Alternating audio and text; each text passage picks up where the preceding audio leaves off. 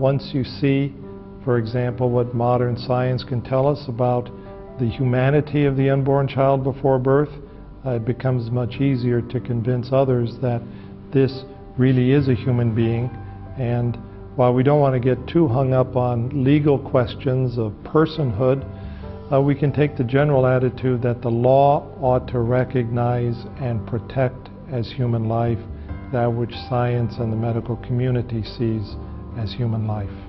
We have also to inform ourselves. Today there are always new issues with regard to human life and its protection, and so we have to inform ourselves about these matters, and the Knights of Columbus can be a very powerful tool for educating the population in general, and also to continue your work of addressing our legislators and others in political authority to be true to the natural moral law.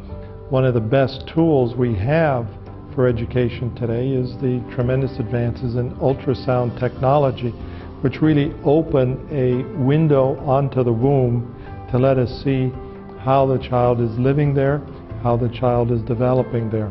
So we think that the more mothers who can actually have the opportunity for this vision through ultrasound technology, the overwhelming majority of them, once they see this, once they see what their child is like, choose to keep the child. Always forward-looking, the Knights have begun a supportive outreach to men who suffer the emotional and psychological effects of abortion. Their newest pro-life initiative is a series of conferences with the theme of post-abortion healing for men. One knight who called me, he had given a pro-life talk and had included men and women when he spoke about this 2 years ago, and just recently had a man approach him. He was an inactive council member who told him about an abortion he'd been involved in 20 years ago and how this man's presentation on healing took him 2 years, but had touched him and he wanted to talk about it. The Pro-Life Secretariat has many public education campaigns.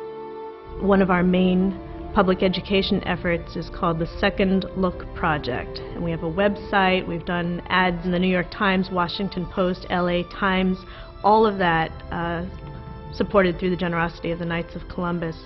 There's a relatively small group of people who advocate seriously for abortion rights, but much of the American public is ambivalent about abortion, and so the Second Look Project and much of what we do in our public education efforts is to reach them and to encourage them to really reconsider their position.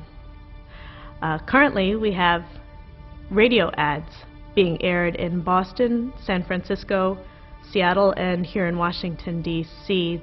And so people are writing in saying to us, I'm getting emails, phone calls, the radio stations are hearing reactions saying, that can't be true, abortion's not that common. They don't have late-term abortions anymore. People think the partial birth abortion ban that was upheld last April has banned all late-term abortions. It hasn't.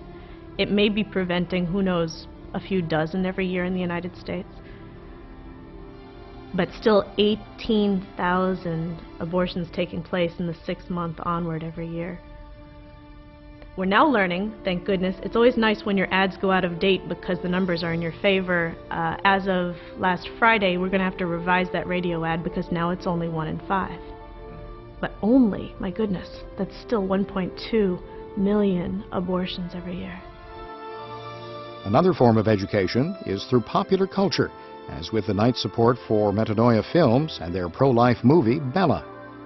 The Knights of Columbus have been, as far as I'm concerned, one of the greatest driving forces of the pro-life movement in America, hands down. I mean, I know for, the Respect Life organizations and such, at the parish level, most of their funding, most of their support comes from the Knights of Columbus, just at the local level. And then when you start going deeper and understanding the Supreme Office and the history of the Knights, not only with the right to life when it comes to abortion, but respecting the dignity of the human person. It's just every step of the way, there are the Knights. I think Father McGivney has a quote about this, how it was in his work, it was God working through him. And so we have to be true to that. And if we really want the Lord to work through us, then we have to be our mirror has to be as clean as it possibly can so it can reflect that light. So I would say purity, holiness, deep, deep, deep prayer, and secondly, to trust in God's will. With Bella, we've heard of 10 babies that were actually scheduled to be aborted, whose mothers wound up seeing Bella and changed their minds. And that's just 10 that we know of that are certified. I mean, who knows? God willing, there's many more. We can really continue to make an impact and have not only the abortion numbers come down and the abortion rate, but really create a culture in which abortion's not only illegal and inaccessible, but unthinkable.